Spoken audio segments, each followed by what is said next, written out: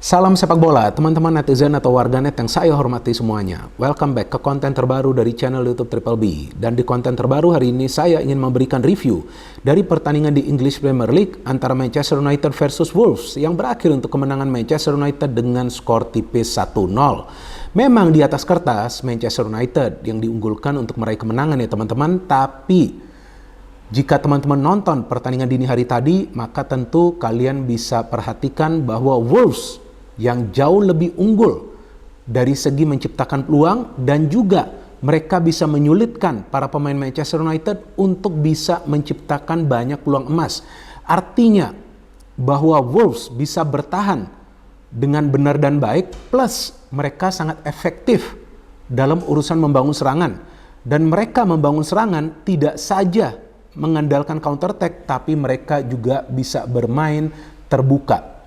Padahal mereka bermain di kandang Manchester United. Dan menurut saya teman-teman, masalah Manchester United di pertandingan dini hari tadi, yang pertama berada di lini pertahanan, yang kedua berada di lini tengah. Maka itu di babak kedua, ketika baru dimulai babak kedua, Erik ten Hag langsung mengganti Lisandro Martinez. Betul kan teman-teman? Kenapa dia mengganti Lisandro Martinez dengan Lindelof? Karena di babak pertama, Martinez tidak bisa mengimbangi kecepatan pergerakan dari para pemain Wolves ketika mereka membangun sebuah proses serangan. Sebaliknya, di depan kita lihat bahwa kekompakan dari para pemain MU itu cukup bagus, tapi mereka juga kesulitan untuk bisa menciptakan peluang dari dalam kotak penalti pertahanan Wolves. Dan bagi Wolves, mereka benar-benar luar biasa teman-teman ketika membangun serangan karena para pemain mereka menyerang dari tengah. Mereka sepertinya paham bahwa jika menyerang lawan MU dari tengah, maka para pemain MU akan kesulitan. Dan ternyata betul itu yang terjadi. Ya teman-teman, kalau gak percaya, ya bisa nonton ulang pertandingan ini atau melihat extended highlights dari pertandingan ini dan lihatlah peluang-peluang dari Wolves. Yang mereka ciptakan itu lebih banyak dengan pergerakan dari lini tengah. Which means there is a problem in midfield. Maka itu, di babak kedua, Erik ten Hag juga mengganti Mason Mount dengan Eriksen. Ketika Eriksen masuk, ya lumayan. Tapi tetap saja, Wolves tampak berbahaya ketika mereka menyerang. Dan bagi saya teman-teman, di pertandingan dini hari tadi, yang merupakan man of the match adalah Andre Onana. Walaupun yang mencetak gol kemenangan adalah Varane, karena Onana melakukan banyak sekali saves, terutama di babak kedua. Dan saya pikir beruntung MU bisa meraih kemenangan, karena pada masa injury time, Onana itu sebetulnya melakukan pelanggaran loh, kepada pemain dari Wolves, Sasa Kaladzic. Jelas itu sebuah pelanggaran. Tapi anehnya, wasit yang bertugas di atas lapangan tidak menganggap itu sebuah pelanggaran, dan juga para wasit yang bertugas di ruang VAR tidak menganggap itu sebuah pelanggaran. Aneh banget bagi saya. Karena Sasa itu tinggal menyundul bola. Onana memang coba untuk menangkap bola, tapi gak dapat. Yang ada justru dia melanggar Sasa.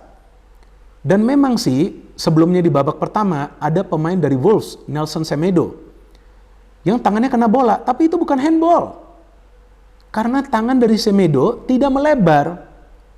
Sama seperti kejadian di pertandingan Chelsea lawan Liverpool ketika Jackson tangannya kena bola. Tapi nggak dianggap pelanggaran karena tangannya nggak melebar.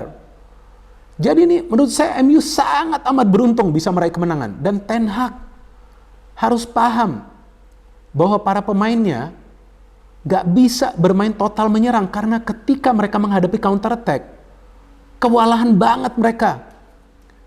Dan saya melihat dua fullback dari Manchester United, Luke Shaw dan juga Wan-Bissaka lebih fokus untuk menyerang. Padahal sangat penting bagi mereka untuk bertahan secara rapat dengan dua center back. Kalau enggak, ya itulah yang akan sering dimanfaatkan oleh para pemain tim lawan. Karena ketika tengah juga ikut maju, ketika fullback juga ikut maju, maka ketika ada counter dari para pemain tim lawan, MU akan kekurangan pemain untuk mengantisipasi counter attack tersebut. Dan memang dari starting lineup, Erik ten Hag tidak melakukan banyak perubahan. Artinya lebih banyak menurunkan pemain-pemain yang diandalkan sebagai pemain inti musim lalu kan. Tapi saya melihat Mason Mount nggak jalan perannya. Ngapain tuh pemain? Cuma warawiri aja. Hampir dia mendapatkan peluang di menit awal tapi bisa dihalau. Udah, maka itu dia ditarik keluar juga di babak kedua. Dan Martinez main high pressing tapi keteteran terus. Bahkan melakukan 1 kali pelanggaran keras tuh dia.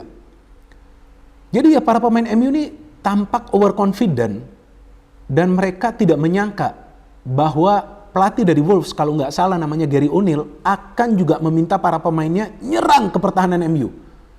Buat mereka panik. Dan ternyata itu yang terjadi, teman-teman. Kaget loh, saya nonton pertandingan dini hari tadi. Wah, ini main di kandang MU atau main di kandang Wolves? What is this? This is not Manchester United.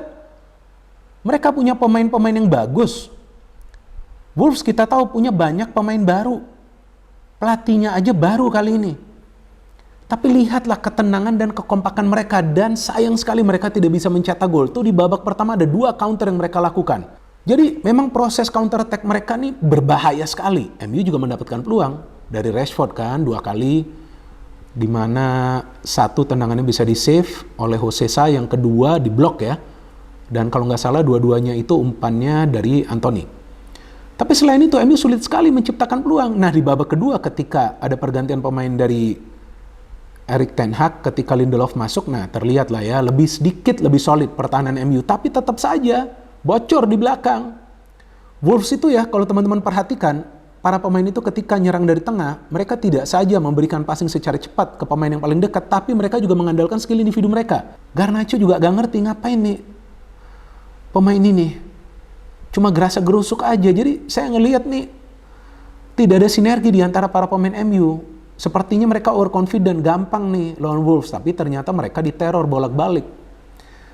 Jadi ya seharusnya nih Wolves bisa saja mendapatkan poin, cuma ya itu dia. Pertama, Onana lagi on fire, kedua, para pemain mereka di babak pertama juga banyak miss chances.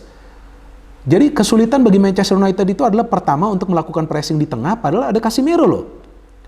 Gak ngerti juga ini Casemiro kok bisa bermain tidak seperti biasanya ya.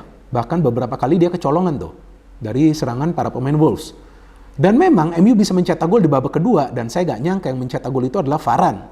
Karena kan Rashford main, ada Anthony, ya kan Mr. Skill, bener gak? Yang penting gocek aja ini pemain. Ya tapi kali ini dia ada memberikan beberapa umpan kunci.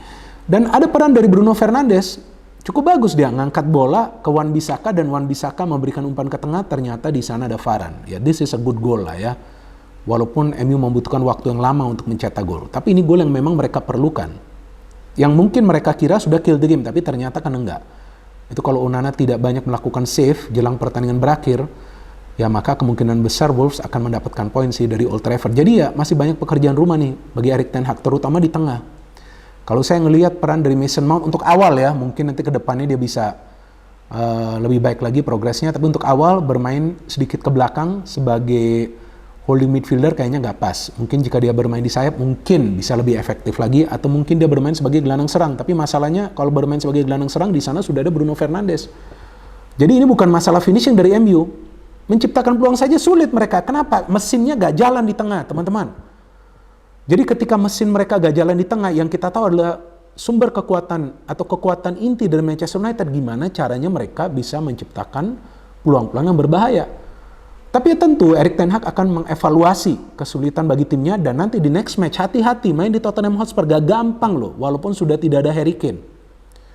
Jadi kalau MU tidak bisa rapat di belakang, jika para pemainnya tidak disiplin dan juga tidak bisa menjaga koordinasi ketika main high line of pressing, akan sulit bagi mereka untuk mencatat clean sheet. Jadi man of the match adalah Andre Onana karena banyak sekali dia melakukan save, dan wasit kali ini melakukan sebuah kesalahan kalau menurut hemat saya, karena seharusnya itu adalah penalti bagi Wolves. Karena yang saya sudah nonton pertandingan sepak bola dalam 30-35 tahun terakhir ini, 30 atau 35 tahun terakhir ini, kejadian seperti itu biasanya adalah penalti. But pada akhirnya Manchester United yang mendapatkan 3 poin. No hate, no politics, only football. Salam sepak bola.